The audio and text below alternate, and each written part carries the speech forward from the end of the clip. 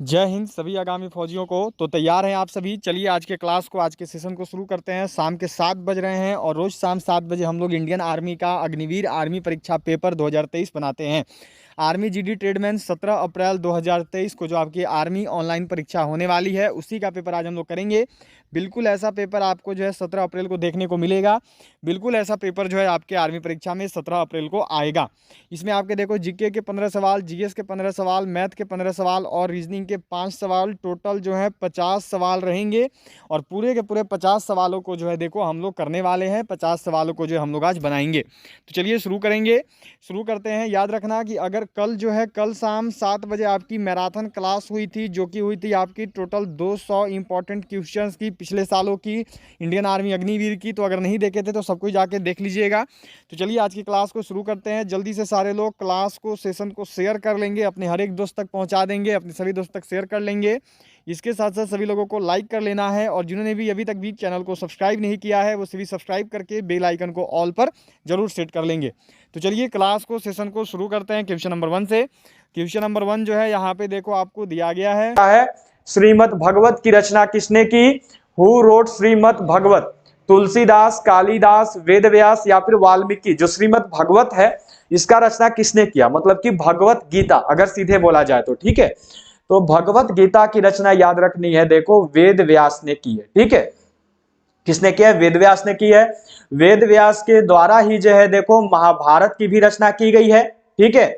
और श्रीमद् भगवत और महाभारत इन दोनों की रचना किस भाषा में हुई है पूछा जाता है, तो याद रखेंगे संस्कृत भाषा में हुई है, ठीक है। महाभारत याद रखना, महाभारत जो है देखो आपका विश्व का सबसे बड़ा ग्रंथ है, ठीक है।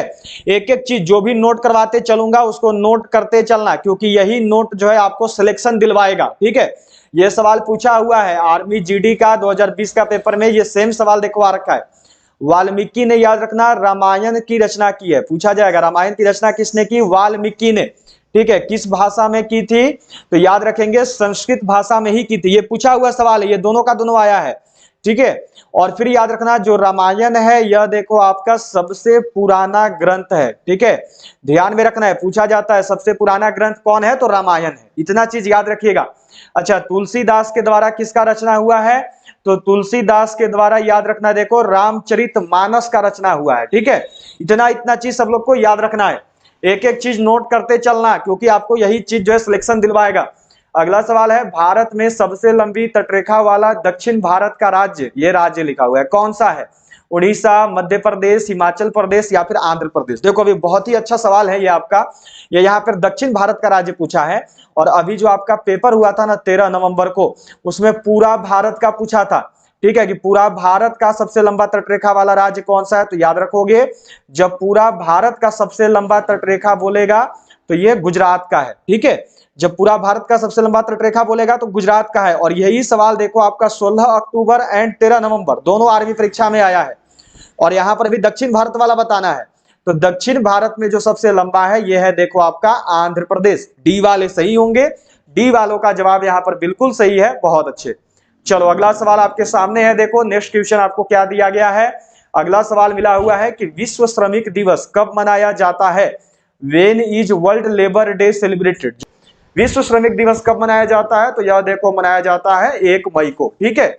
ए वाले सही होंगे, ए वालों का जवाब बिल्कुल सही है, बहुत अच्छा।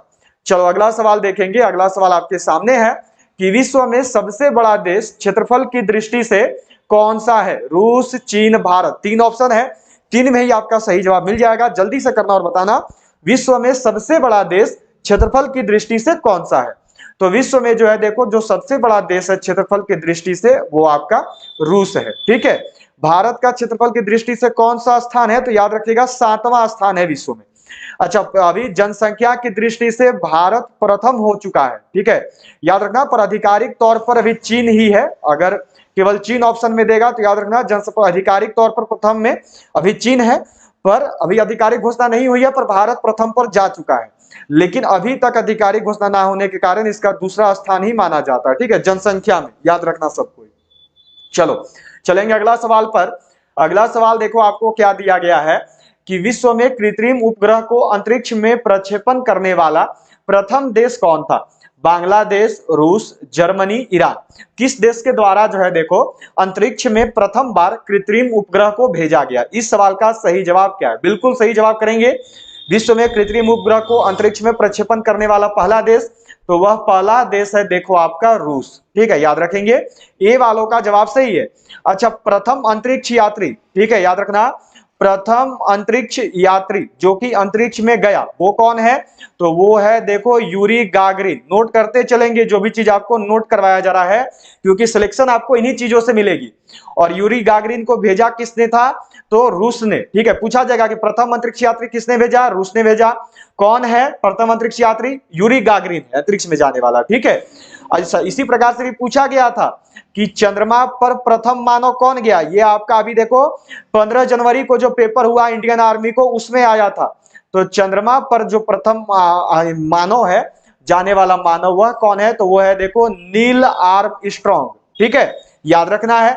कौन से देश ने भेजा था चंद्रमा पर प्रथम मानव? तो यूएसए ने, अमेरिका ने भेजा था। बिल्कुल ध्यान में रखिएगा, ये दोनों का दोनों पूछा है। ये वाला पूछा था देखो 2021 का पेपर में आर्मी का, ये वाला पूछा भी देखो बिल्कुल 15 जनवरी को ही आया इंडियन आर्मी का पेपर में। चलो चलेंगे अगला सवाल पे। अगला सवाल देखेंगे। अगला सवाल है कि मेन कैंप का लेखक कौन है? Who is the author of main camp? Hitler, Mussolini, Bismarck या फिर मैजिनी? निम्न में से वह कौन है जिसने मेन कैंप को लिखा? मेन कैंप को लिखने वाला कौन है? यह सवाल पूछा हुआ है आपका इंडियन आर्मी का 2020 का जीडी वाला पेपर का है। ठीक है, मेन कैंप का लेखक कौन है? मेन कैंप नामक पुस्तक को किसके द्वारा लिखा गया? तो यह देखो लिखने वाला है हिटलर। ए वाले सही होंगे, ए वालों का जवाब बिल्कुल सही है। बहुत बढ़िया। ठीक है, अच्छा इसका एक बहुत मशहूर कथन है जो कि बहुत ज्यादा बोला जाने वाला वचन है, ये आया हुआ अभी, ये देखो, एक राष्ट्र एक नेता एक जनता। ठीक है, ये पूछा हुआ है इंडियन आर्मी ने, एक राष्ट्र एक नेता एक जनता, ये किसने कहा है?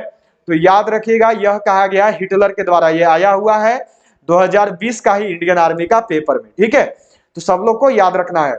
चलो चलेंगे अगला सवाल पर। अगला सवाल देखो क्या पूछा है यहाँ पर कि भारत में सबसे लंबा बांध 26 किलोमीटर कौन सी है? Which is the longest dam 26 kilometre in India? Bharat का सबसे लंबा बांध जो है आपसे यहाँ पर पूछा गया है कि भारत का सबसे लंबा बांध कौन सा है। चलो बिल्कुल सही जवाब सबको ही करना और बताना, भारत का सबसे लंबा बांध कौन सा है? तो भारत का जो सबसे लंबा बांध है, लगभग सब लोग को मालूम होगा, यह है देखो हीराकुंड बांध। ठीक है, कहां पर है? तो याद रखना है उड़ीसा में है। जो टिहरी बांध है, यह याद रखिएगा, यह जो है भारत का सबसे ऊंचा बांध है। ठीक है, टिहरी बांध सबसे ऊंचा बांध है, कहां पर है? उत्तराखंड में है।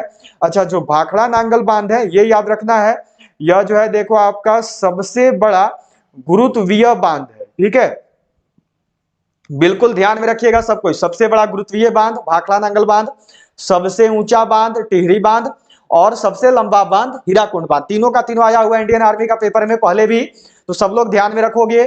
चलो जी, अगला सवाल है आपका कि भारत का प्रथम उपराष्ट्रपति कौन थे? Who was the first vice president of India? Hazrat Mohani, Satyendra Nath Tagore, AR Rahman. अगला है देखो डॉक्टर सर्वपल्ली राधाकृष्णन। भारत के प्रथम उपराष्ट्रपति कौन थे? भारत के प्रथम उपराष्ट्रपति कौन बने? इस सवाल का सही जवाब क्या है? जल्दी से आंसर सबको ही करना और बताना। भारत के जो प्रथम उपराष्ट्रपति हैं, ये है देखिए डॉक्टर सर्वपल्ली राधाकृष्णन। इसके साथ साथ याद रखना है, ये जो है देखो हमारे भारत देश के दूसरे राष्ट्रपति भी हैं। इसके साथ साथ यह जो है देखो प्रथम भारत रत्न विजेता भी है। ठीक है, नोट करते चलिएगा सब कोई, ये जो है प्रथम भारत रत्न विजेता भी है। और याद रखना है कि इन्हीं के बर्थडे होता है 5 सितंबर को, इन्हीं का बर्थडे होता है, जन्म दिवस होता है 5 सितंबर को। और इसी दिन जो है देखो हम लोग शिक्षक दिवस मनाते हैं। ठीक है, ये भी 16 अक्टूबर को जो इंडियन आर्मी का पेपर हुआ था उसमें पूछा गया था कि शिक्षक दिवस किसका जन्म दिवस के दिन मनाते हैं? तो डॉक्टर सर्वपल्ली राधाकृष्णन के जन्म दिवस के दिन। ठीक है, याद रखना सबको ही। चलो अगला सवाल आपके सामने है कि भारत की प्रथम महिला लोकसभा अध्यक्ष कौन थी? मीरा कुमार, नीरजा भनोट, विजय लक्ष्मी पंडित, आरती शाह। भारत की प्रथम महिला लोकसभा अध्यक्ष कौन बनी? भारत की प्रथम महिला लोकसभा अध्यक्ष कौन हुई? सही जवाब क्या है? बिल्कुल सही जवाब सब लोग का यहाँ पर आना चाहिए और करना है। तो भारत की जो प्रथम महिला लोकसभा अध्यक्ष हैं, ये है देखो ये कौन है? तो ये है देखो आपकी मीरा कुमार। ठीक है, जो सही जवाब होगा ये होगा ऑप्शन ए मीरा कुमार, ए वाले सही होंगे, ए वालों का जवाब बिल्कुल सही है, बहुत अच्छा। चलो अगला सवाल करेंगे। अगला सवाल देखो क्या दिया हुआ है कि भारतीय राष्ट्रीय कांग्रेस के संस्थापक कौन थे। प्रीवियस ईयर पेपर का सवाल है, इंडियन आर्मी जीडी का ही पेपर में पहले पूछा जा चुका है। चलिए जल्दी से आंसर कीजिएगा और सब लोग जो है यहाँ पर अपना अपना आंसर बताएंगे। Who was the founder of Indian national Congress. तो भारतीय राष्ट्रीय कांग्रेस की जो स्थापना है यह देखो की गई है ए.ओ. ह्यूम के द्वारा, एलन ऑक्यूम ह्यूम के द्वारा, ठीक है, याद रखिएगा। अच्छा, आपसे पूछा जाएगा कि प्रथम अध्यक्ष कौन है, ये पूछा हुआ सवाल है इंडियन आर्मी का प्रीवियस पेपर का।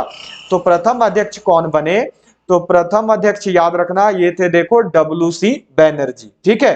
और यहीं पर अगर आपको पूछा जाता है कि प्रथम महिला अध्यक्ष कौन बनी, मानो पूछ दिया गया प्रथम महिला अध्यक्ष, तो प्रथम महिला अध्यक्ष याद रखना यह देखो बनी है एनी बेसेंट, ठीक है। और यहीं पर अगर आपसे देखो पूछा जाएगा कि प्रथम भारतीय महिला अध्यक्ष कौन बनी, प्रथम भारतीय महिला अध्यक्ष कौन हुई, तो अगर भारतीय जोड़ देगा तो याद रखना है ये थी देखो सरोजिनी नायडू, ठीक है। अगर केवल महिला बोलेगा तो एनी बेसेंट और भारतीय लगा के पूछेगा तो सरोजिनी नायडू। अच्छा, ए.ओ. ह्यूम ने कब स्थापित किया भारतीय राष्ट्रीय कांग्रेस, तो 1885 में, याद रखना पूछा जाएगा भारतीय राष्ट्रीय कांग्रेस का स्थापना कब हुआ, 1885 में। प्रथम अधिवेशन कहां पर हुआ है, तो याद रखिएगा बॉम्बे में हुआ है, ठीक है। इतना चीज सब लोग को मालूम होना चाहिए, एक भी चीज मिस मत करना क्योंकि पूछा जाएगा राष्ट्रीय कांग्रेस से जुड़ा हुआ सवाल। चलो अगला सवाल है देखो कि महात्मा गांधी को राष्ट्रपिता किसने कहा। Who called Mahatma Gandhi the father of the nation. Subhash Chandra Bose, Dayanand Saraswati, Bharatendu Harishchandra, D में है इनमें से कोई नहीं। महात्मा गांधी को राष्ट्रपिता किसके द्वारा कहा गया, महात्मा गांधी जी को जो है राष्ट्रपिता किसने बोला। इस सवाल का सही जवाब क्या है, तो महात्मा गांधी जी को जो राष्ट्रपिता है यह देखिए कहा गया था सुभाष चंद्र बोस जी के द्वारा। ए वालों का जवाब सही है, ए वाले बिल्कुल सही है, बहुत अच्छा, ए वालों का आंसर बिल्कुल सही आया है, बहुत बढ़िया। चलो अगला सवाल आपके सामने है कि लिपुलेख दर्रा किस राज्य में स्थित है। In which state is the Lipulekh pass located. Uttarakhand, Madhya Pradesh, Andhra Pradesh, D में है देखो बिहार। जो लिपुलेख दर्रा है यह किस राज्य में स्थित है, जो लिपुलेख दर्रा है यह किस राज्य में बना हुआ है। इस सवाल का सही जवाब क्या होगा, तो जो लिपुलेख दर्रा है यह देखिए आपका उत्तराखंड में स्थित है। ए वाले यहां पर सही होंगे, जितना भी लोग का जवाब ऑप्शन ए हो गया, बहुत बढ़िया, ए वाले सही हो। चलो अगला सवाल मिला है कि काहिरा मिस्र किस नदी के किनारे स्थित है। Cairo Egypt is situated on the bank of which river. नील, शिकागो, नीपर या फिर नेवा। जो मिस्र है यह किस नदी के किनारे स्थित है, जो मिस्र है यह किस नदी के किनारे बसा हुआ है। तो जो मिस्र शहर है यह देखो नाइल रिवर के किनारे स्थित है, ठीक है। मिस्र को याद रखिएगा, जो मिस्र शहर है इसको देखो नील नदी की देन, ठीक है, नील नदी की देन या फिर नील नदी का उपहार भी बोलते हैं किसको, तो मिस्र शहर को, ठीक है, सब लोग को याद रखना है। चलो अगला सवाल है देखो आपका कि किस नदी की सहायक नदी बांग्लादेश में पद्मा के नाम से जानी जाती है। झेलम, गंगा, ब्रह्मपुत्र या फिर सिंधु। किस नदी की जो सहायक नदी है यह बांग्लादेश में पद्मा कहलाती है, ठीक है, या फिर डायरेक्टली भी बोलता है कि पद्मा के नाम से किस नदी को जाना जाता है, तो पद्मा के नाम से देखो जानते हैं गंगा को, ठीक है, याद रखना गंगा को जो है बांग्लादेश में पद्मा बोलते हैं। पूछा जाएगा कि गंगा को बांग्लादेश में क्या बोलते हैं, तो गंगा को जो है बांग्लादेश में देखिए पद्मा बोलते हैं, ठीक है, सब लोग याद रखेंगे। चलिए अब जो है आपका जीके का अंतिम सवाल है, इसके बाद जो आपका साइंस का शुरुआत हो जाएगा। क्या सवाल है देखो कि गंगा एवं ब्रह्मपुत्र की संयुक्त जलधारा किस नाम से जानी जाती है। पद्मा, जमुना, मेघना या फिर सांगपो। गंगा एवं ब्रह्मपुत्र की जो संयुक्त जलधारा है यह किस नाम से जानी जाती है, तो गंगा और ब्रह्मपुत्र की जो संयुक्त जलधारा है यह देखिए मेघना के नाम से जानी जाती है, ठीक है। और जमुना किस नदी को बोलते हैं, तो जमुना याद रखना ब्रह्मपुत्र नदी को बोलते हैं, कहां पर, तो बांग्लादेश में, ठीक है। और पद्मा वाला अभी भी बता दिया, गंगा नदी को जो है बांग्लादेश में पद्मा बोलता है, ठीक है, सब लोग याद रखिएगा। चलिए चलते हैं, अब यहां से आपका साइंस रहेगा, ठीक है। जीके का जो है देखो आपका 15 सवाल हो चुका है, अब जो है यहां से आपका साइंस का 15 सवाल रहेगा। क्या सवाल देखो दिया हुआ है कि पोलियो वैक्सीन का आविष्कार किसने किया। Who invented the polio vaccine. Lister ने, रोनाल्ड रॉस ने, फिनेल ने या फिर जॉन ई साल्क ने। निम्न में से किसके द्वारा जो है देखो पोलियो वैक्सीन का आविष्कार हुआ। पोलियो वैक्सीन का आविष्कार किसके द्वारा किया गया, तो जो पोलियो वैक्सीन है इसका आविष्कार किया है जॉन ई साल्क ने। डी वाले सही होंगे, डी वालों का जवाब जो है यहाँ पर सही है। बहुत बढ़िया। चलो अगला सवाल देखो आपको क्या दिया गया है कि इंसुलिन की खोज किसने की। Who discovered insulin. सही जवाब क्या होगा, देखो बैटिंग व बेस्ट ने किया है। ठीक है, बी वाले सही होंगे, बी वालों का जवाब बिल्कुल सही है। बहुत अच्छा। चलो अगला सवाल है कि निम्न में से कौन से विषाणु के कारण, निम्न में से कौन सा विषाणु के कारण होता है। Which of the following is caused by a virus. चेचक, मलेरिया, हैजा, डी में है इनमें से कोई नहीं। देखिए आपको यहाँ पर 3 बीमारी का ऑप्शन दिया हुआ है, बताना है कि वह कौन सा बीमारी है जो कि विषाणु के कारण होता है, जो कि देखो आपका वायरस के कारण होता है। बिल्कुल सही जवाब आना चाहिए, बिल्कुल सही करोगे और जल्दी से बताओगे। तो वह बीमारी जो कि विषाणु वायरस के कारण होता है, वह विषाणु है, वह देखो वह बीमारी है आपका चेचक। ठीक है, स्मॉल पॉक्स। मलेरिया किसकी वजह से होता है, तो आप सब जानते हैं मच्छर की वजह से, मच्छर की वजह से होता है। ठीक है, लेकिन अगर मच्छर ऑप्शन में नहीं देगा तो याद रखना ये एक प्रोटोजोआ जनित रोग है। ठीक है, प्रोटोजोआ की वजह से होता है। मच्छर जब काटते हैं तो उससे प्रोटोजोआ फैलता है और उससे जो है देखो मलेरिया होता है। हैजा किसकी वजह से होता है, तो हैजा 2 चीजों से, पहला दूषित पानी और दूसरा दूषित पानी में जीवाणु फैलते हैं, इस वजह से होता है। ठीक है, तो इन दोनों में से कोई भी ऑप्शन देखा हैजा वाले में तो सही है। ये पूछा हुआ सवाल है हैजा वाला, तो याद रखना सब कोई। चलो अगला सवाल पे चलेंगे। अगला सवाल देखो क्या है कि निम्न में से कौन सा स्वपोषित है। Which of the following is autotrophic. तितली, शैवाल, मशरूम, डी में है टिड्डा। निम्न में से वह क्या है जो कि स्वपोषित है, जो कि ऑटोट्रॉफिक है। इस सवाल का सही जवाब क्या है, जल्दी से आंसर करिएगा और सबके बताइएगा। बिल्कुल सही जवाब जो है सब लोग का आना चाहिए। निम्न में से वह क्या है जो कि स्वपोषित है। तो देखिए इनमें से जो आपका स्वपोषित है, जो कि खुद से खुद का पोषण करता है, यह शैवाल है। ठीक है, बी वाले सही होंगे, बी वालों का जवाब यहां पर सही है। ठीक है, चलिए चलते हैं अगला सवाल पर। अगला सवाल देखेंगे। अगला सवाल क्या मिला है देखो आपका कि शैंपेन और सोडा में किसके कारण बुलबुले बनते हैं। What causes bubble in champagne and soda. Carbon dioxide, hydrogen, nitrogen, oxygen. सही जवाब क्या है, शैंपेन और सोडा में जो है देखो किस कारण से बुलबुले बनते हैं। जो शैंपेन और सोडा है इसमें किस कारण से बुलबुले बनने लगते हैं, इस सवाल का सही आंसर क्या है। तो इसमें देखिए बुलबुले बनते हैं कार्बन डाइऑक्साइड की वजह से। ठीक है, क्योंकि इसमें जो है कार्बन डाइऑक्साइड होता है। कार्बन डाइऑक्साइड का एक और नाम है, इसका नाम याद रखिएगा, यह है देखो शुष्क बर्फ। ठीक है, सब लोग को याद रखना है, ये क्लियर रखिएगा। हाइड्रोजन गैस, एक चीज याद रखना, पूछा जाता है कि चिप्स का पैकेट में कौन सा गैस होता है, तो इसमें देखिए नाइट्रोजन गैस होता है चिप्स का पैकेट में। ठीक है, याद रखना है, ये चीज सबको क्लियर रखना। वायुमंडल में सबसे ज्यादा पाए जाने वाला गैस यही है। ठीक है, नोट कर लीजिएगा, सब कोई पूछा जाता है कि वायुमंडल में सबसे ज्यादा पाए जाने वाला गैस कौन है, तो वायुमंडल में सबसे ज्यादा पाए जाने वाला जो गैस है यह देखो नाइट्रोजन है। ये पूछा हुआ सवाल है, 16 अक्टूबर को आर्मी पेपर में आया हुआ है। और कितना परसेंट पाया जाता है, तो 78% पाया जाता है। ये वाला सवाल देखो पूछा था 13 नवंबर को, तो ध्यान में रखना। ऑक्सीजन याद रखना दूसरा सबसे अधिक पाए जाने वाला गैस है। ठीक है, हमारे वायुमंडल में जो है दूसरा सबसे अधिक पाए जाने वाला गैस है। कितना परसेंट, तो 21% पूछ सकता है, सबको नोट करते चलना। चलो अगला सवाल देखेंगे। अगला सवाल देखो आपको क्या दिया हुआ है यहाँ पर कि यदि किसी प्रतिरोधक तार को लंबा किया जाता है तो उसका प्रतिरोध, इफ रेजिस्टिव वायर इज लेंथेंड, क्या दिया हुआ है, देन इट्स रेजिस्टेंस। सही जवाब क्या होगा, घटता है, स्थिर रहता है, बढ़ता है, डी में है इनमें से कोई नहीं। इस सवाल का सही आंसर क्या है, चलिए बिल्कुल सही जवाब सब लोग को करना है और बताना है। यदि किसी प्रतिरोधक तार को लंबा करेंगे तो इससे इसके प्रतिरोध के साथ क्या होगा, तो इसका भी जो प्रतिरोध है यह देखो बढ़ता है, इसका भी जो प्रतिरोध है यह देखो बढ़ने लगता है। ठीक है, चलिए अगला सवाल पे चलते हैं। अगला सवाल है आपका कि अस्थायी चुंबक किससे बनाए जाते हैं। What are temporary magnets made of. इस्पात से, नर्म लोहा से, तांबा से, चांदी से। चलिए बिल्कुल सही आंसर। तो स्पेशल ऑफर आप सभी के लिए आ चुका है। केवल 1 से 2 दिन ये स्पेशल ऑफर चलने वाला है, जिसमें आपको 25 मॉडल टेस्ट पेपर और 10 अग्निवीर ओरिजिनल पेपर 15 जनवरी और 13 नवंबर वाले, जो कि जीडी मेन मिलिट्री पुलिस और ट्रेसमैन के लिए है, ये मिल रहा है मात्र 49 रुपए में, केवल 49 रुपीज़ में।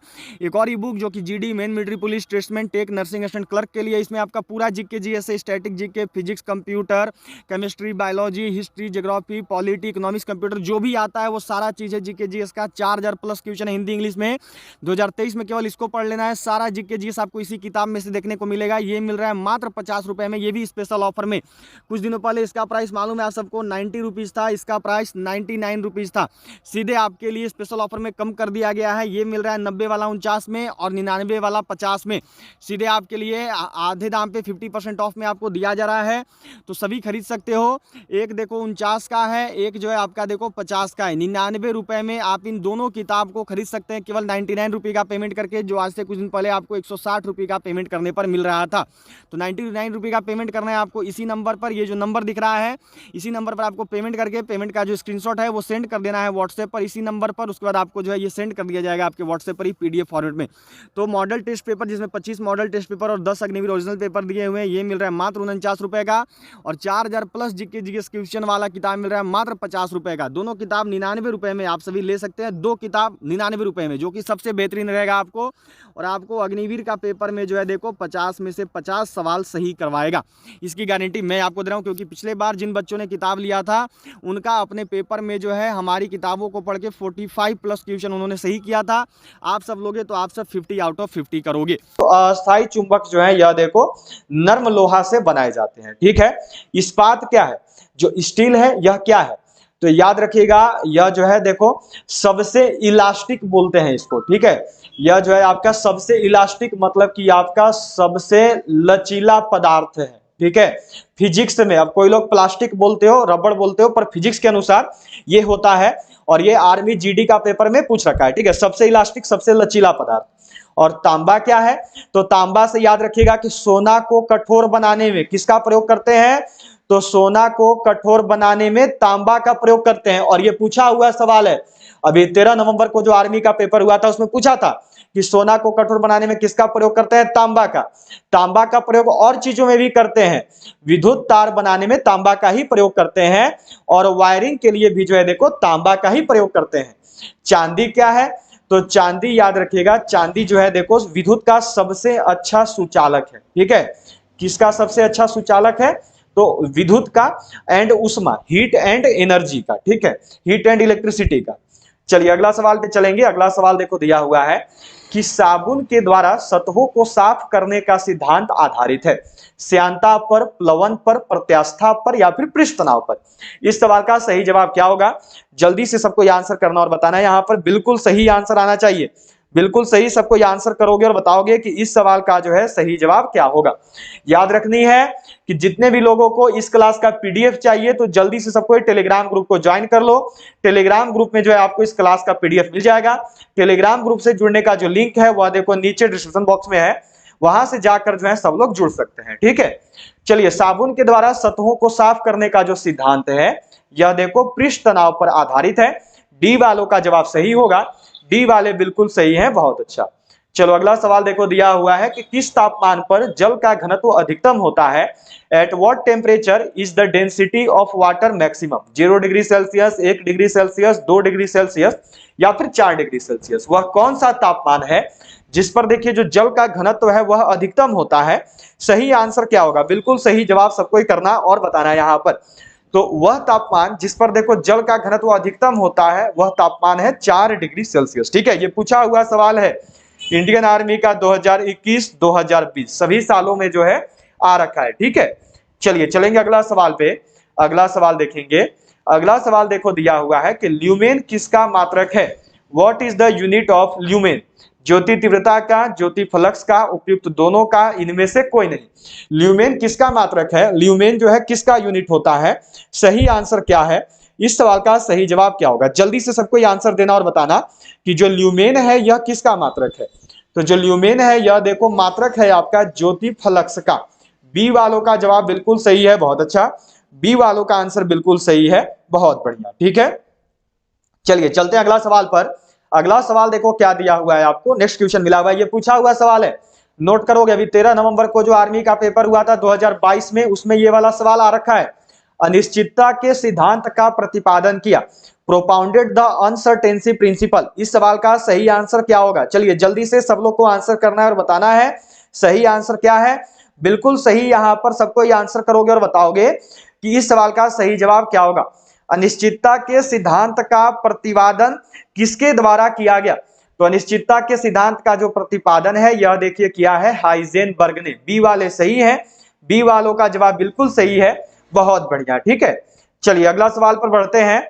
अगला सवाल देखो क्या दिया हुआ है यहाँ पर, नेक्स्ट क्वेश्चन देखो आपको मिला हुआ है। अगला सवाल है आपका कि रक्त जमने में किस तत्व की मुख्य भूमिका होती है।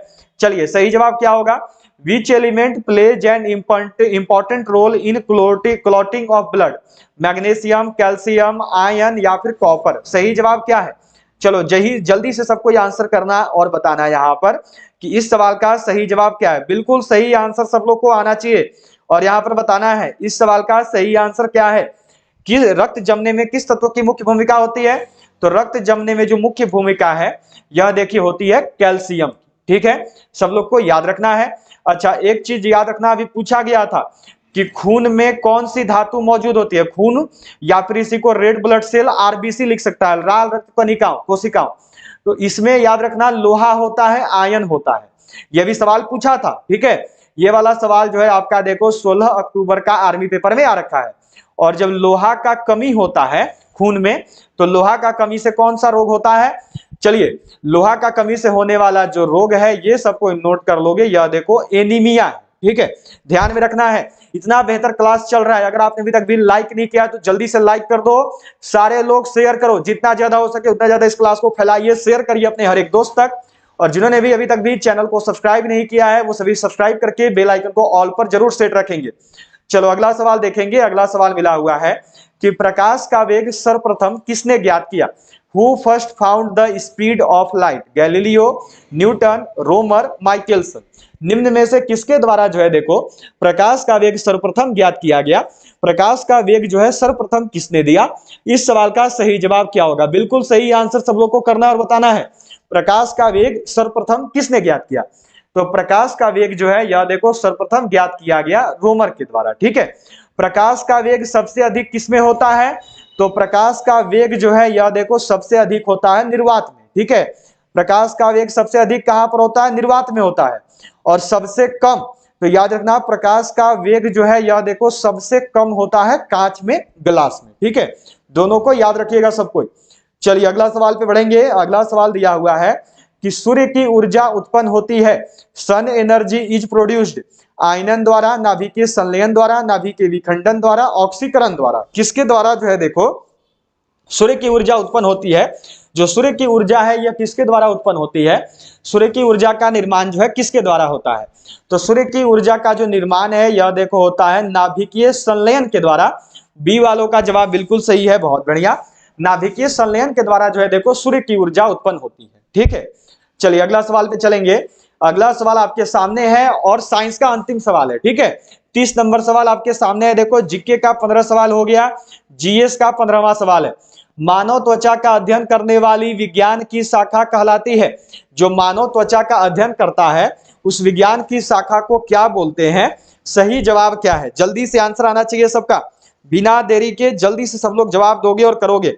सही आंसर क्या है, सही जवाब क्या होगा, तो यहां पर देखिए मानव त्वचा का अध्ययन करने वाला जो उस विज्ञान का शाखा है उसको क्या बोलते हैं, तो उसको देखिए डर्मेटोलॉजी बोलते हैं। ठीक है, चलिए अब यहां से आपके 15 सवाल रहेंगे मैथ के। ठीक है, तो मैथ का क्वेश्चन नंबर 1 आपके सामने है। 31 नंबर सवाल है देखो आपका यहाँ पे कि किसी घन का संपूर्ण पृष्ठ 150 वर्ग सेंटीमीटर है, इस घन का आयतन ज्ञात करें। ठीक है, क्या देखो आपको दिया गया है, तो आपको दिया गया है यहाँ पर, लिख लेते हैं सबसे पहले घन का संपूर्ण पृष्ठ। घन का संपूर्ण पृष्ठ कितना मिला है देखो 150 वर्ग सेंटीमीटर। ठीक है, बिल्कुल जीरो लेवल से मैथ बनाएंगे, बिल्कुल भी टफ मैथ नहीं बनाएंगे, बिल्कुल जीरो लेवल से आपको मैथ समझाने वाला हूं। क्वेश्चन बिल्कुल वही रहेंगे जो आते हैं इंडियन आर्मी का पेपर में, पर आसानी से समझेंगे जिससे सभी लोग बनाते चले।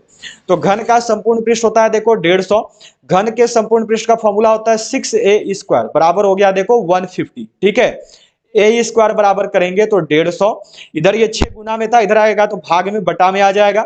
6 से कट करो, कितनी बार में कट होगा, तो देखो 6 दूनी 12, आगे यहां पर बचा 3 तो 6 पचे 30, तो ए स्क्वायर बराबर 25, मतलब कि ए बराबर करेंगे तो हो गया रूट में 25, तो ए का मान आएगा 5, क्योंकि 5 का स्क्वायर होता है 25। ठीक है, यहां तक। अब देखो ए का वैल्यू 5 आ गया है। अब आपसे पूछा है घन का आयतन। ठीक है, आपसे क्या पूछा गया है, आपसे पूछा गया है घन का आयतन। तो घन का आयतन का जो फॉर्मूला है यह देखिए होता है 1 क्यूब। ठीक है, मतलब कि यहाँ पर हम लोग का हो गया 5 का क्यूब। तो 5 का क्यूब कितना होता है? 5 का क्यूब आप सब जानते हो ये होता है 125। जो सही जवाब है ये होगा ऑप्शन डी 125। आ गया सबका? बहुत शानदार, बिल्कुल सही जवाब है, बहुत बढ़िया। 125 वालों का जवाब बिल्कुल सही है, बहुत अच्छे। चलो अगला सवाल आपके सामने है कि एक स्कूटर सवार 54 किलोमीटर प्रति घंटे की चाल से 1 मिनट में कितनी दूरी तय करेगा? 40 मीटर, 12 मीटर, 45 मीटर, 15 मीटर। सही जवाब क्या होगा? एक स्कूटर सवार जो है यह देखो 54 किलोमीटर प्रति घंटे की चाल से जो है 1 मिनट में कितना दूरी तय करेगा? इस सवाल का सही जवाब क्या होगा? बिल्कुल सही जवाब सब लोग को यहां पर करना है और बताना है। तो देखिए क्या दिया हुआ है कि 54 किलो एक सेकंड, यहां मिनट नहीं, 1 सेकंड में बताना है। ठीक है, 1 सेकंड में कितनी दूरी तय करेगा? इन 1 सेकंड। ठीक है, याद रखना। चलो जी, किलोमीटर प्रति घंटा में दिया हुआ है, चाल किस में मिला है? किलोमीटर प्रति घंटा में। इसको बदलते हैं मीटर प्रति सेकंड में। तो मीटर प्रति सेकंड में बदलने के लिए जो है क्या करते हैं? तो देखो 5/18 से जो है गुना करते हैं। ठीक है, तो 18 से 54 को काटो, कितना बार में कटेगा? 3 बार में। तो ये हो गया देखो 3 गुना 15। ठीक है, कितना आएगा अब यहाँ पर आपका? और 3 गुना 5 हो गया, 5 है यहाँ पर, तो 5 तिहाई हो गया 15, 15 मीटर प्रति सेकंड। जो सही जवाब है 15 मीटर, जो सही जवाब है ये होगा देखो ऑप्शन डी 15 मीटर। ठीक है, अच्छा याद रखिएगा। अभी चाल कितना आया है? अभी यहाँ पे देखो एक चीज समझने लायक है कि 15 मीटर प्रति सेकंड है चाल, तो 1 सेकंड में पूछा था, तो 1 सेकंड में कितना जा रहा है? 15 मीटर ही जा रहा है ना, प्रति सेकंड लगा हुआ है, तो 15 मीटर आ जाएगा। चलो अगला सवाल आपके सामने है, देखो नेक्स्ट क्वेश्चन दिया हुआ है कि ए अकेला किसी कार्य को 6 दिन में समाप्त कर सकता है तथा बी अकेला इस कार्य को 12 दिन में समाप्त कर सकता है। ए तथा बी दोनों मिलकर इस कार्य को कितने दिन में समाप्त कर सकेंगे? बिल्कुल सही जवाब सब लोग का आना चाहिए, गलती कोई भी नहीं करिएगा। इस सवाल का सही जवाब क्या होगा? तो याद रखना देखो कि जब भी ऐसा सवाल मिले तो इसको बनाने के बहुत सारे तरीके हैं, पर एक बहुत अच्छा फॉर्मूला होता है ए इंटू बी बाई में ए प्लस बी। तो यह देखो पहला वाला ए है, ठीक है, और यह जो है देखो यहाँ पर बी है। तो कितना हो गया? तो ये हो गया देखो 6 गुना 12 और बटा में हो गया देखो आपका 6 प्लस 12। ठीक है, 12 छक कितना होता है? 72 होता है। 12 और 6 कितना होता है? 18 होता है। ठीक है, यहां तक सबको याद चुके हैं। कट कर दो, 18 4 जा 72, 18 चौक 72। जो सही जवाब है ये आया देखो हमारा 4 दिन। क्या हो गया आंसर? तो ऑप्शन डी 4 डेज। डी वालों का जवाब सही है, डी वालों का आंसर बिल्कुल सही है, बहुत बढ़िया। चलिए चलते हैं अगला सवाल पर। अगला सवाल देखेंगे। अगला सवाल देखो दिया हुआ है कि एक कमरे की 4 दीवारों का क्षेत्रफल क्या है? यहां पर देखो 220 वर्ग सेंटीमीटर है। इसके चौड़ाई तथा ऊंचाई क्रमशः 8 मीटर तथा 5 मीटर है। कमरे की लंबाई कितनी है? ठीक है, चलो क्या दिया हुआ है देखो, सबसे पहले लिख लेते हैं कमरे की 4 दीवारों का क्षेत्रफल। ठीक है, यही दिया है ना, कमरे की 4 दीवारों का क्षेत्रफल बराबर में हो गया 220। ठीक है, यहां तक। अब क्या होता है देखो, तो इसका फॉर्मूला होता है 2 इंटू एल प्लस बी। कमरे की 4 दीवारों का क्षेत्रफल का फॉर्मूला होता है 2 into L plus B into में एच, बराबर में कितना हो गया? 220 हो गया। अब 2 इंटू क्या दिया था देखो, चौड़ाई और ऊंचाई, मतलब कि बी दिया है, बी क्रमशः बोला है तो 8, और ऊंचाई मतलब कि एच, तो एच बराबर हो गया 5। ठीक है, यहां तक। अब चलिए इसको कर लेते हैं। एल देखो मिला नहीं है, प्लस में रहेगा हमारा बी, बी का मतलब 8 गुना में एच की जगह पे हो गया 5, बराबर में हो गया 220। ठीक है, इनको गुना कर लो आपस में, 5 दूनी 10 होता है, 10 को उधर भेज दो। ठीक है, तो इधर हो गया एल प्लस 8 और 5 दूनी 10, तो इधर 10 आ जाएगा तो भाग में आएगा। ठीक है, ये देखो 0 से 0 कट गया। ठीक है, अब यहां पर क्या हो गया? तो अब हो गया देखो L plus 8 equal to 22। L बराबर करोगे तो 22 माइनस 8 मतलब कि 14। जो सही जवाब है ये होगा देखो ऑप्शन डी 14 मीटर। ठीक है, डी वालों का जवाब सही है, डी वालों का आंसर बिल्कुल सही है, बहुत बढ़िया। चलो अगला सवाल पे चलेंगे। अगला सवाल देखो दिया हुआ है यहाँ पर, अगला क्वेश्चन क्या मिला है आपको? अगला सवाल है कि एक 250 मीटर लंबी रेलगाड़ी, क्या दिया हुआ है? एक 250 मीटर लंबी रेलगाड़ी जो है एक सिग्नल के खंबे को 15 सेकंड में पार कर सकती है। रेलगाड़ी की चाल कितनी है? ठीक है, यह जो है यहाँ पर आप लोग को जवाब देना है और बताना है क्या होगा। तो देखो 250 मीटर लंबी रेलगाड़ी है, एक सिग्नल के खंबे को 15 सेकंड में पार कर रही है, रेलगाड़ी का चाल बताना है। तो चाल बराबर देखो फॉर्मूला होता है आपका दूरी बटा समय। ठीक है, दूरी कितना है देखो 250 मीटर का, और समय कितना हो गया? तो ये हो गया देखो 15 सेकंड। ठीक है, अभी देखिए ये आपका मीटर है और ये सेकंड है, तो मतलब मीटर प्रति सेकंड में आ रहा है। आपको जवाब देना है देखो किलोमीटर प्रति घंटा में। तो किलोमीटर प्रति घंटा में बदलने के लिए क्या करते हैं, तो देखो 18/5 से गुना कर देते हैं। ठीक है, चलिए अब ये क्या होगा, तो अब ये जो है किलोमीटर प्रति घंटा आपका बन गया है। उसको कट कर लीजिए। सबसे पहले देखो 3 से 6 बार में, फिर 3 से देखो 5 बार में। ठीक है, 5 से 250, 5 × 5 = 25, 50 बार में, फिर 5 से 50 देखो 10 बार में। तो कितना आया, ये आया देखो 10 × 6, तो ये हो गया 60 किलोमीटर प्रति घंटा। जो सही जवाब है ये होगा देखो ऑप्शन बी। बी वालों का जवाब सही है, बहुत बढ़िया। बी वालों का आंसर बिल्कुल सही है, बहुत अच्छे। चलो अगला सवाल पे बढ़ेंगे। अगला सवाल देखो क्या दिया है यहाँ पर कि किसी वस्तु को 100 रुपए में बेचने से एक व्यक्ति को 20 रुपए का लाभ होता है, तो उसका लाभ प्रतिशत कितना है। ठीक है, चलो यहाँ पर आपको ये विक्रय मूल्य दिया है। ठीक है, 100 रुपए में बेच रहा है तो उसको जो है 20 रुपया का लाभ हो रहा है, तो हमको लाभ प्रतिशत निकालना है। तो याद रखना, देखो जब भी आपको लाभ प्रतिशत निकालने को दिया जाए तो लाभ प्रतिशत इक्वल टू फॉर्मूला होता है लाभ बटा में होता है देखो क्रय मूल्य, और फिर गुना में होता है 100। ठीक है, तो क्रय मूल्य आपको मालूम नहीं है, तो अभी हम लोग क्या करेंगे, सबसे पहले मानो यहाँ पर जो हम लोग निकाल लेते हैं क्रय मूल्य। ठीक है, तो देखो 100 रुपया में बेचा है तो उसको 20 रुपया का लाभ हो रहा है, मतलब कि 20 रुपया उस पर कमा रहा है। तो अगर 20 रुपया नहीं कमाएगा तो क्या 100 में से 20 को घटा दो।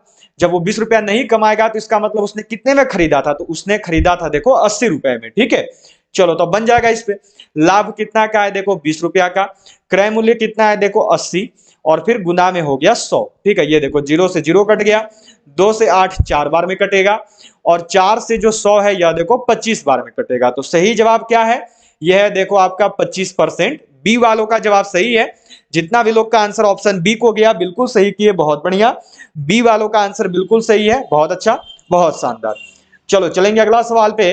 अगला सवाल देखेंगे। अगला सवाल देखो क्या दिया हुआ है यहाँ पर। अगला सवाल आपको मिला हुआ है कि यदि a अनुपात b बराबर 2:3 और b अनुपात c बराबर 5:7 है, तो a अनुपात c का मान निकाले। ठीक है, a अनुपात c का मान निकालना है, तो सबसे पहले जो दिया रहे उसको गुना कर दीजिए, a बटा b, और फिर गुना में हो गया देखो b बटा c, बराबर में a बाई बी का मान रख लो। तो a बाई बी का मान देखो कितना है 2/3, 2:3 था, 2:3, तो 2/3 हो गया, इंटू में b बाई सी, तो ये हो गया देखो 5/7। ठीक है, ये देखो b से b कट गया, तो a बाई सी बराबर में कितना हो गया 5 दूनी 10, और फिर 3 सते 21। मतलब कि जब a रेशियो c लिखेंगे तो ये लिखा जाएगा 10:21। जो सही आंसर है ये होगा आपका ऑप्शन ए वालों का जवाब बिल्कुल सही है, बहुत बढ़िया। ए वालों का आंसर यहाँ पर सही आया है, बहुत अच्छे। चलो चलते हैं अगला सवाल पे। अगला सवाल देखेंगे। अगला सवाल देखो क्या दिया हुआ है। अगला क्वेश्चन मिला है कि एक संख्या के 3/4 का 2/5 यदि 204 हो तो संख्या ज्ञात करें। ठीक है, तो चलो क्या करते हैं, यहां पर मान लीजिए देखो संख्या बराबर x। ठीक है, अब क्या दिया है देखो कि संख्या के 3/4, मतलब कि यह संख्या है तो इसका का मतलब गुना हो गया। अब 3/4 मतलब कि हो गया देखो 3/4। ठीक है, फिर से दिया हुआ है का, तो फिर से का मतलब गुना, और फिर है 2/5 बराबर में कितना है, तो यह है देखो 204। ठीक है, 2 से 4 कटेगा देखो 2 बार में, हो गया यहाँ पर। अब कितना है, तो यह है देखो 3x बाई में 5 दूनी 10 बराबर में हो गया देखो 204। ठीक है, यहाँ तक सबको याद है। अब क्या हो गया देखो x बराबर में 204 गुना में ये देखो 10 ऊपर चला जाएगा, और 3 क्या होगा नीचे आ जाएगा। ठीक है, यहाँ तक कट कर लेते हैं। 3 से कितनी बार में कटेगा, 3 छक 18, बचा हुआ है 2, और 4 तो हो गया देखो 8 तिया 24। x बराबर कितना हो गया, तो ये हो गया देखो 68 गुना में 10, मतलब कि 680। जो सही जवाब है ये होगा देखो ऑप्शन डी। डी वालों का आंसर बिल्कुल सही है, बहुत बढ़िया। डी वालों का आंसर बिल्कुल सही है, बहुत अच्छे। ठीक है, चलो चलेंगे अगला सवाल पे। अगला सवाल देखेंगे। अगला सवाल देखो क्या दिया हुआ है। नेक्स्ट क्वेश्चन मिला है कि एक कुर्सी को 873 रुपए में बेचने से विक्रेता को 10% हानि होती है, कुर्सी का क्रय मूल्य कितना है, यह जो है आपको यहाँ पर बताना है। चलिए सही जवाब क्या होगा, बिल्कुल सही, सब लोग को यहाँ पर आंसर करना है और बताना है सही जवाब क्या होगा। बिल्कुल सही, सबको यहाँ पर जवाब देंगे और बताएंगे कि इस सवाल का सही जवाब क्या है। जल्दी से जो है सब लोग को यहाँ पर आंसर आना चाहिए। ठीक है, सही जवाब क्या होगा, तो देखो यहाँ पर आपका कुर्सी को 873 में बेच रहा है, मतलब कि आपको क्या दिया है, आपको दिया हुआ है विक्रय मूल्य। विक्रय मूल्य कितना हो गया, तो ये हो गया देखो 873। 10% का हानि होता है, हानि कितना हो गया, तो ये हो गया देखो 10%। ठीक है, आपको यहाँ पे मिला हुआ है। ठीक है, अब जब भी आपको देखो क्रय मूल्य निकालने को बोले, जब विक्रय मूल्य और हानि प्रतिशत दिया रहे और आपको क्रय मूल्य निकालने को बोले, तो फॉर्मूला होता है देखो आपका 100 बटा में होता है देखो 100 माइनस हानि प्रतिशत, और गुना में होता है देखो यहाँ पर विक्रय मूल्य मतलब कि सेलिंग प्राइस। ठीक है, ये हम लोग यहाँ पे लिख लेंगे। अब कितना हो गया देखो 100 बटा में 100 माइनस हानि प्रतिशत करो तो कितना होगा, तो जब 100 माइनस हानि प्रतिशत करोगे तो 100 हानि प्रतिशत कितना है देखो 10, तो कितना हो गया, तो ये हो गया देखो यहाँ पर 90, और गुना में विक्रय मूल्य है देखो आपका 873। ठीक है, ये देखो 0 से 0 कट जाएगा, 9 से इसको काटो, 9 9 81, बचा कितना 6 बचा और फिर 3, मतलब कि फिर 9 7 63, तो ये हो गया। अब देखो 97 गुना में 10, तो ये होता है 970। जो सही जवाब है ये होगा ऑप्शन सी। हो गया सबका यहां तक। चलो चलते हैं अगला सवाल पर। अगला सवाल देखेंगे। अगला सवाल क्या दिया गया है कि 80 का 30% बटा वॉट बराबर में 24। क्या देखो मिला है, 80 का लिखा हुआ है 30% बटा में लगा हुआ है वॉट, तो इसको हम लोग देखो वॉट बराबर मान लेते हैं x। ठीक है, तो यहाँ पर हमने x लगा दिया, बराबर में हो गया 24। ठीक है, अब क्या है देखो 80 का मतलब गुना, अब ये है देखो 30% हटाएंगे तो नीचे बटा में 100 आएगा, और ये पूरा नीचे x हो गया, बराबर में 24 हो गया। ठीक है, यहाँ पर मानो कुछ नहीं तो x/1 है। अब इसको सिंपल यहाँ पर ये क्या होगा, तो अब ये देखो 0 से 0 कट गया, ये भी 0 से 0 कट गया, तो ये 24। अब ये जो भाग में था वो जस्ट उल्टा होगा, तो ये x यहाँ पर गुना में आ जाएगा और बराबर में 24 हो गया। ठीक है, यहाँ तक। अब क्या हो जाएगा, जब x बराबर करोगे तो ये हो गया 24 बटा में 24, 24 कट होगा एक बार में, तो जो सही जवाब है ये आएगा ऑप्शन C1। सी वालों का जवाब यहाँ पर बिल्कुल सही है, बहुत बढ़िया। जितना भी लोग सी किए हैं उनका आंसर यहाँ पर बिल्कुल सही है, बहुत बढ़िया। ठीक है, चलो अगला सवाल पे चलते हैं। अगला सवाल देखो क्या दिया हुआ है यहाँ पर, नेक्स्ट क्वेश्चन करेंगे। अगला सवाल मिला हुआ है कि कितने वर्षों में 12% वार्षिक दर से 3000 रुपए का साधारण ब्याज रुपए 1080 हो जाएगा। इस सवाल का सही जवाब क्या है? तो 25 मॉडल टेस्ट पेपर और 10 अग्निवीर ओरिजिनल पेपर जो कि जीडी मेन मिलिट्री पुलिस और ट्रेसमैन का है, ये आपको मिल रहा है मात्र 49 रुपये में। आज से कुछ दिन पहले यही आपको मिल रहा था 90 रुपये में, सीधे आपके लिए आधे प्राइस में स्पेशल ऑफर के अनुसार दिया जा रहा है बस कुछ दिनों के लिए। इसमें फुल सॉल्यूशन है मैथ रीजनिंग का, हिंदी इंग्लिश में कंप्लीट दिया हुआ है। Army, GD, men military police, tradesman, tech, nursing association clerk का जो जीके जीएस क्वेश्चन का किताब था, जिसमें 4000 प्लस क्वेश्चन दिए हुए थे टॉपिक वाइज कर करके, static GK, physics, chemistry, biology, history, geography, polity, economics, computer, ये हिंदी इंग्लिश दिनों में है। 2023 में सारा जीके जीएस आपको यहीं से देखने को मिलेगा। ये मिल रहा है केवल 50 रुपए में, ये भी आपके स्पेशल ऑफर के अनुसार, जो कि केवल 1 से 2 दिन आपका ऑफर अभी चलने वाला है। तो जितने भी लोगों को किताब लेना है बिल्कुल सही समय आ चुका है। ई बुक खरीदने के लिए ये आपको पीडीएफ फॉर्मेट में मिलेगा, बिल्कुल राइट टाइम है। एक 49 रुपए का, एक 50 रुपए का, दोनों खरीद सकते हो मात्र 99 रुपए में। 99 रुपये का पेमेंट क्या करना है, दोनों खरीदने के लिए आपको करना है 99 रुपये का पेमेंट। इसी नंबर पर, जो नंबर दिख रहा है, फोन पे, पेटीएम, गूगल पे पर पेमेंट कर सकते हो, और इसी नंबर पर आपको व्हाट्सएप पर स्क्रीनशॉट सेंड कर देना है, उसके बाद आपको ये मिल जाएगा। तो दोनों किताब मिल रहा है केवल 99 रुपए में। आज से कुछ दिन पहले यही मिल रहा था 160 रुपए में। बिल्कुल सही समय आ चुका है अगर लेना चाह रहे हो और अपना स्कोर 50 आउट ऑफ 50 सवाल सही करना चाह रहे हो तो, क्योंकि पिछले बार जिन भी बच्चों ने किताब लिया था उन्होंने देखो अपने पेपर में हमारी किताब को करके 45 प्लस क्वेश्चन सही किया था 50 में से। इस बार आपको उनसे भी ज़्यादा मटेरियल दिया जा रहा है, तो आप सब 50 आउट ऑफ 50, 50 में से 50 सवाल सही करोगे, आपके आर्मी पेपर में मैच होंगे। इस किताब में से देखो मैथ का 15 सवाल आपका मैच हो जाएगा पेपर में, और रीजनिंग का 5 सवाल आपका पेपर में मैच हो जाएगा। और इस किताब में से जो है जीके का 15 सवाल और जीएस का 15 सवाल आपका मैच हो जाएगा। टोटल जो भी दोनों किताब लेंगे, दोनों किताब के लिए 99 रुपये का पेमेंट करना है इसी नंबर पर, और पेमेंट का स्क्रीनशॉट व्हाट्सएप पर सेंड कर देना है। 99 रुपये का जितना भी लोग पेमेंट करोगे सभी अपना पेपर में 50 में से 50 सवाल सही करके आओगे। तो सभी लोग इस ई बुक को बाय जरूर कर लेना। चलिए, कितना वर्ष बोला है, मतलब कि टी बताना है। आर देखो दिया हुआ है, आर कितना है, तो यह है 12%। ठीक है, आगे देखो यहाँ पर 3000 रुपया बोला है, मतलब कि पी, तो पी बराबर हो गया देखो 3000, और साधारण ब्याज बोला है 1080, तो एसआई बराबर हो गया देखो 1080। ठीक है, यहाँ तक। अब बताना क्या, हमको समय बताना है टी, तो टी इक्वल टू देखो फॉर्मूला होता है 100 इंटू एसआई, और बाई में होता है देखो आपका आर इंटू पी। ठीक है, तो ये हो गया 100, एसआई की जगह पे हो गया 1080। ठीक है, आर का जगह पे 12 हो गया, और पी का जगह पे जो है देखो 3000 हो गया। ठीक है, यहां तक सबको याद चुके हैं। यह देखो 0 से 0 कटेगा, अब ये फिर जो है 2 जीरो से 2 जीरो कटेगा। 12 नवा होता है देखो 108 और 3 से जो 9 है ये कटेगा 3 बार में। तो जो सही जवाब है ये होगा देखो ऑप्शन ए 3। ए वालों का जवाब जो है यहाँ पर सही है, बहुत बढ़िया। ए वालों का आंसर जो है यहाँ पर सही होगा। कितना लोग का आंसर ए आया? ए वालों का आंसर बिल्कुल सही है, 3 वर्ष होगा। ठीक है, कितना वर्ष में हो जाएगा? तो यह जो है देखो 3 वर्ष में हो जाएगा। ठीक है, ए वालों का जवाब बिल्कुल सही है, बहुत बढ़िया। ए वालों का आंसर बिल्कुल सही है, बहुत अच्छे। चलो अगला सवाल करेंगे। अगला सवाल क्या मिला हुआ है देखो यहाँ पर आपको। अगला सवाल है कि 5 संख्याओं का औसत 18 है, एक संख्या छोड़ देने पर औसत 16 हो जाती है, छोड़ी गई संख्या क्या है? चलिए बिल्कुल सही जवाब सब लोग का यहाँ पर आना चाहिए। क्या होगा सही जवाब? तो एक चीज याद रखना, जब भी ऐसा सवाल मिले 5 संख्या का औसत 18 बताया है तो हम लोग पहले 5 संख्या का कुल योग निकाल लेंगे। ठीक है, क्या करेंगे तो यहाँ पर देखो लिख लेंगे 5 संख्या का कुल योग। ठीक है, तो ये हो गया 5 गुने 18। 18 पच्चे कितना होता है? 90 होता है। ठीक है, अब क्या बोला है? एक संख्या छोड़ देने पर, मतलब कि अब 4 संख्या हो गया। तो अब जो है यहाँ पर देखो निकाल लेंगे हम लोग 4 संख्या का कुल योग। ठीक है, तो ये 4 गुना में इसका औसत हो जा रहा है देखो 16। तो 16 चौका होता है 64। अब क्या पूछा है कि छोड़ी गई संख्या कौन सी है? तो उसके लिए क्या करिए, इसमें से जो है इसको घटा दीजिए। जो 5 संख्या है उसमें से 4 वाले को घटा दीजिए, आपको पता चल जाएगा। तो यहाँ पर हो गया देखो 90 माइनस 64। तो जब 90 माइनस 64 करोगे तो कितना बचेगा? तो यह देखो 26 बचेगा। जो सही जवाब है ये होगा ऑप्शन बी 26। बी वालों का जवाब सही है, बहुत बढ़िया। बी वाले बिल्कुल सही है, बहुत अच्छे। चलो अगला सवाल देखेंगे। अगला सवाल क्या मिला हुआ है? अगला सवाल है आपका कि 81 का पावर है देखो माइनस में 1/4।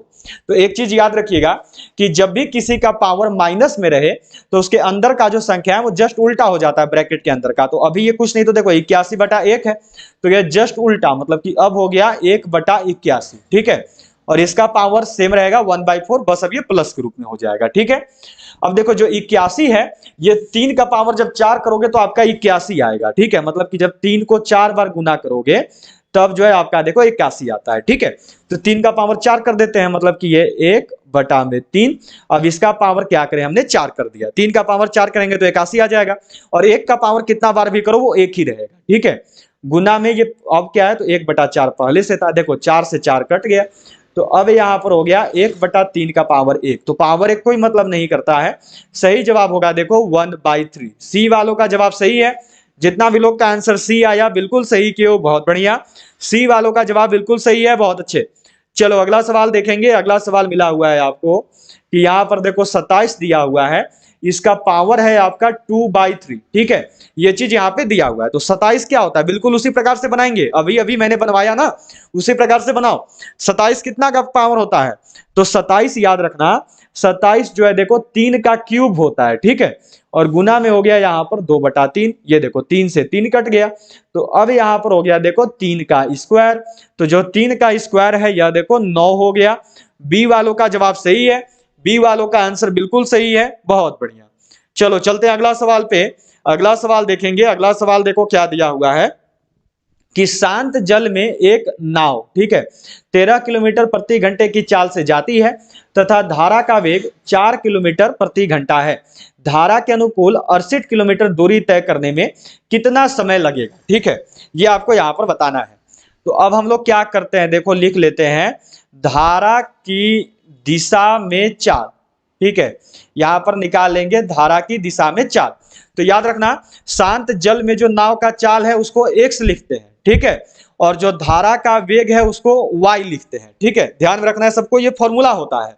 शांत जल में जो नाव का चाल बोलेगा उसको x लिखते हैं, और जो धारा का वेग है उसको y लिखते हैं। ठीक है, तो धारा की दिशा में चाल बराबर फॉर्मूला होता है x प्लस वाई। ठीक है, तो x की जगह पे कितना है 13 है, और y की जगह पे कितना है 4 है। तो 13 और 4 हो गया 17, मतलब कि ये आ गया 17 किलोमीटर प्रति घंटा। ठीक है, क्या बोला है कि धारा के अनुकूल 68 किलोमीटर दूरी तय करने में कितना समय लगेगा। ठीक है, तो समय बराबर देखो फॉर्मूला होता है आपका दूरी बटा में 4। ठीक है, देखो क्या बोला, 68 किलोमीटर दूरी, तो दूरी आपको पता चल गया 68 किलोमीटर। चाल कितना है, तो चाल आया है 17 किलोमीटर। ठीक है, तो 17 से 84 को काटो, कितना बार में कट होगा, तो 17 चौक होता है 84, 17 फोरजा होता है 68, मतलब कि 4 घंटा। जो सही जवाब है ये होगा ऑप्शन ए, 4 आवर्स। ठीक है, ए वालों का जवाब बिल्कुल सही है, बहुत बढ़िया। चलो अब यहां से रीजनिंग शुरू हो रहा है। ठीक है, अब जो है यहां से आपका रीजनिंग शुरू हो जाएगा। जीके का जो है देखो 15 सवाल हो गया, जीएस का भी 15 सवाल हो गया, मैथ का भी 15 सवाल हो गया। अब जो है आपका देखो रीजनिंग का 5 सवाल यहां पर रहेगा। क्या दिया हुआ है कि प्राउड को इतना लिखते हैं, तो ए बी ओ भी को कितना लिखा जाएगा। ठीक है, चलिए यहां पर लिख के देख लेते हैं। P R O U D, P को कितना लिखा है एस, फिर लिखा है टी, फिर है आर, आगे है डब्ल्यू और फिर है जी। देखो पी के बाद आर एस आने में क्या किया, आर को छोड़ा, मतलब कि एक संख्या छोड़ा। आर के बाद टी आने में क्या किया, तो होता है देखो R S P Q R S T. ठीक है, मतलब कि यहां पर भी एक संख्या छोड़ा। अब होता है एम एन ओ, फिर होता है देखो यहां पर पी क्यू आर। ठीक है, क्लियर है सबका यहां पर। चलिए चलिए हो गया यहां पर आपका। ठीक है, सबसे पहले यहां पर ध्यान देखो, पी से आने में क्या किया, तो M N O P Q R S, तो यहां पे दो छोड़ा, फिर यहां पर एक छोड़ा, फिर यहां पर देखो दो छोड़ा और यू भी डब्ल्यू। ठीक है, यू के बाद फिर भी को छोड़ा, एक छोड़ा, फिर देखो डी के बाद क्या होता है, तो डी के बाद होता है ई और फिर होता है ए, तब लिखा जी, मतलब कि पहले दो छोड़ना है, फिर एक छोड़ना है, फिर से दो छोड़ेंगे, फिर से एक छोड़ेंगे। ठीक है, इस प्रकार से कर लेना है। तो यहां पर हो गया देखो ए बी ओ भी ई। ठीक है, पहले दो छोड़िए, मतलब कि बी सी छोड़े तो हो गया डी। ठीक है, अब बी के बाद अगला वाला में एक छोड़ा था तो एक छोड़ो, तो अगला कौन सा होता है सी, सी को छोड़ेंगे तो फिर से अगला में क्या हो गया, डी हो गया। ठीक है, यहां तक। अब ओ के बाद अभी एक छोड़ा था, अगले वाले में दो छोड़ो, तो ओ के बाद क्या होता है, तो ओ के बाद होता है देखो पी क्यू, तो अगला वाला में यहां पर क्या होगा, तो यहां पर हो गया आर। अब चलो यहां तक आ गए। अब अगला वाला में भी क्या करना है, एक छोड़ना है, दो छोड़ दी तो डी है, तो अगला वाला में एक छोड़ेंगे। तो भी के बाद होता है डब्ल्यू, तो डब्ल्यू का अगला होता है एक्स। ठीक है, यहां तक आ गया सब कोई। अब ई के बाद क्या होता है, तो ई के बाद देखो अब दो छोड़ना है, तो एफ जी, तो यहां पर H, D D R x H, कहां पर आया, ऑप्शन बी में आया। बी वालों का जवाब परफेक्ट है, बहुत बढ़िया, बी वाले सही है। चलो चलेंगे अगला सवाल पर। अगला सवाल देखेंगे, ये है कि एक तस्वीर की तरफ इशारा करते हुए बजरंगी ने कहा, मैं इसके ससुर। ठीक है, चलो बजरंगी क्या बोल रहा है, एक तस्वीर की तरफ इशारा कर रहा है और बजरंगी बोल रहा है कि मैं इसके, मतलब कि बजरंगी अपने बारे में बता रहा है, मैं इसके ससुर। ठीक है, मैं इसके ससुर, ठीक है, माना वो जो भी है उसका ससुर का एकमात्र पुत्र। ठीक है, अच्छा ससुर का एकमात्र पुत्र। ठीक है, ससुर का एकमात्र पुत्र, तो उसका ससुर मतलब कि वो औरत है। ठीक है, तो क्योंकि वो देखो यहां पर एक तस्वीर की तरफ इशारा कर रहा है, तो उसकी ससुर, ससुर का एकमात्र पुत्र। ठीक है, ससुर का एकमात्र पुत्र मतलब कि वो क्या हो गया, तो वह देखो बेटा हो गया। ठीक है, अब एकमात्र पुत्र के पुत्र मतलब कि, तो ये अपने बारे में ही बता रहा है, देखो बजरंगी जो है अपने बारे में ही बता रहा है। यहां पर मानो खुद बजरंगी है, बजरंगी का बेटा, तो बजरंगी का बेटा मतलब कि वो इसका कौन हो गया, तो वो उसका पिता हो गया। ठीक है, पुत्र का पिता, तो फिर से वो घूम के अपने पर ही आ गया, तो वो अपने बारे में ही बता रहा है बजरंगी, यहां पर बजरंगी खुद है। तो इस प्रकार बजरंगी से वो किस प्रकार संबंधित है, तो वो उसकी वाइफ है। ठीक है, बी वाले जो है बिल्कुल सही होंगे। ठीक है, चलो अगला सवाल पे चलेंगे। अगला सवाल देखो दिया हुआ है कि इसको इतना लिखते हैं, इसको इतना लिखते हैं, इसको इतना लिखते हैं, तो सी ए आर ई को कितना लिखेंगे। ठीक है, ध्यान से देखो, बस जिसके सामने जो संख्या है उसको उठा के लिख देना है। देखो सी का सामने क्या है, तो सी को देखो 5 लिखा जाता है। ठीक है, तो 5 हो गया। अब ए को देखो, ए को कितना लिख रहा है, 8 लिख रहा है। ए के सामने देखो यहां पर भी देखो ए के सामने तीसरा संख्या 8 ही है, तो यहां पर 8 हो गया। अब आर, तो आर देखो यहां पर है, आर को लिख रहा है 4, यहां पर भी देखो अंतिम में आर है, अंतिम में 4 ही है, तो आर की जगह पे 4 हो गया। अब ई की जगह पे देखो 7 है। ठीक है, यहां पर भी देखो ई है, तो यहां पर भी 7 ही है, तो इस प्रकार 7 हो गया। तो जो सही जवाब है ये होगा देखो 5 8 4 7, डी वाले सही है, डी वालों का जवाब बिल्कुल सही है, बहुत अच्छे। चलिए अगला सवाल और आज का अंतिम सवाल, 50 नंबर सवाल है आपका। ठीक है, चलो क्या बोल रहा है कि सुमन, चलो जी माना कि यहां पर सुमन है। ठीक है, यहां पर सुमन, मानो सुमन को यहां पर रख लेते हैं। ठीक है, सुमन बोल रहा है चलो सुमन को यहाँ पर रखते हैं, ठीक है। यहाँ पर मानो हमारी सुमन है, क्या बोला, सुमन उत्तर। तो ध्यान में रखिएगा, ये देखो दिशा होता है, ऊपर में उत्तर दिशा होता है, नीचे दक्षिण दिशा होता है, इधर पूर्व दिशा होता है और इधर जो है पश्चिम दिशा होता है, ठीक है। क्या बोला, सुमन उत्तर की ओर 10 किलोमीटर चला। चलो ये माना ये 10 किलोमीटर है, तो सुमन जो है उत्तर की ओर कितना किलोमीटर चला, 10 किलोमीटर चला, ठीक है। अब देखो वो इस ओर खड़ा है, उसका मुंह जो है इस ओर है, तो इसका दायां इस ओर हुआ। वह अपनी दाईं ओर मुड़कर 6 किलोमीटर चला, तो उसका मुंह जब उधर रहेगा तो उसका दायां हाथ देखो इधर ही रहेगा, तो दाएं मतलब कि इधर मुड़ा। इधर मुड़ के कितना चला, तो इधर मुड़ के जो है देखो 6 किलोमीटर चला। अब फिर अभी देखो ये इस ओर इसका मुंह किए हुए है। अब क्या बोला, अब वह फिर से अपनी बाईं ओर मुड़कर, बायां मुड़ रहा है, देखो अभी ये इधर मुंह करके खड़ा है, तो इसका बायां हाथ किधर है, इधर है, तो वह अपनी बाईं ओर मुड़कर 4 किलोमीटर चला। चलो जी, फिर से वो बायां मुड़ा और बायां मुड़कर कितना चला, 4 किलोमीटर चला, ठीक है। तथा पुनः अपनी बाईं मुड़कर 6 किलोमीटर चला। अभी देखो अभी उसका मुंह इधर है, तो उसका बायां किस ओर होगा, बायां इस ओर होगा। जब इधर का मुंह रहेगा तो दायां हाथ इधर और बायां हाथ इधर होता है, तो इधर मुड़कर वापस कितना चला, 6 किलोमीटर चला, मतलब कि वो यहां पर आया, ठीक है। तो ये मानो चला है 6 किलोमीटर, ठीक है। तो बतावे सुमन प्रारंभ से कितनी दूरी पर तथा किस दिशा में है, ठीक है। तो सुमन देखो प्रारंभ से, प्रारंभ उसका यहां से हुआ था, तो यहां से यहां का दूरी कितना है, 10 किलोमीटर है। और फिर यहां से यहां पे देखो खाली पड़ा, तो यहां से यहां का दूरी कितना है, 4 किलोमीटर, तो मतलब यहां से यहां 4 किलोमीटर और जोड़ दो, तो 10 और 4 कितना हो गया, तो 10 और 4 हो गया देखो आपका 14 किलोमीटर। अब बताना है किस दिशा में है, तो इस दिशा में है, यहां पर है। तो यहां पर कौन सा दिशा है, ऊपर में, तो यहां पर था ना पहले, तो वो अपने ऊपर में खड़ा है, तो ऊपर में कौन सी दिशा होती है, देखो उत्तर दिशा होती है। तो इस प्रकार वो 14 किलोमीटर उत्तर में है। जो सही जवाब है यह है ऑप्शन बी, ठीक है। यहां तक हो गया सबका। चलो अभी अभी कंप्लीट हो रहा है, ठीक है। वो आपका 49 नंबर सवाल था, ये यहाँ पर आपका 50 नंबर सवाल आ गया। चलिए इसी के साथ जो है आपका क्लास कंप्लीट हो जाएगा। 50 नंबर सवाल है आपके सामने, क्या देखो दिया हुआ है, 1 3 6 10 15, यहाँ पर वॉट लगा हुआ है, यहाँ पर 28 है, यहाँ पर 36 है।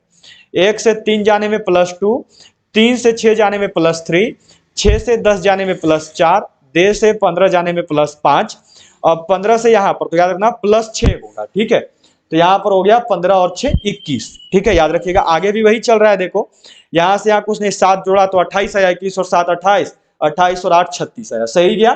तो मतलब सही जवाब होगा यहाँ पर ऑप्शन बी 21, ठीक है। इसी के साथ जो है आपके देखो 50 सवाल हो चुके हैं। सबको जरूर बताओगे कि आपने 50 में से कितने सवाल को सही किया। अगर आप सबने अभी तक भी क्लास को लाइक नहीं किया तो जल्दी सभी लोग लाइक कर दें। सारे लोग जो है क्लास को सेशन को शेयर जरूर करेंगे, और जो ने भी अभी तक भी चैनल को सब्सक्राइब नहीं किया है वो सभी सब्सक्राइब करके बेल आइकन को ऑल पर जरूर सेट कर लेंगे। और याद रखना है कि रोज शाम 7 बजे जो है अब से आपकी army GD and army tradesman की क्लास आ रही है, तो सभी लोगों को इस क्लास में जरूर जुड़ना है।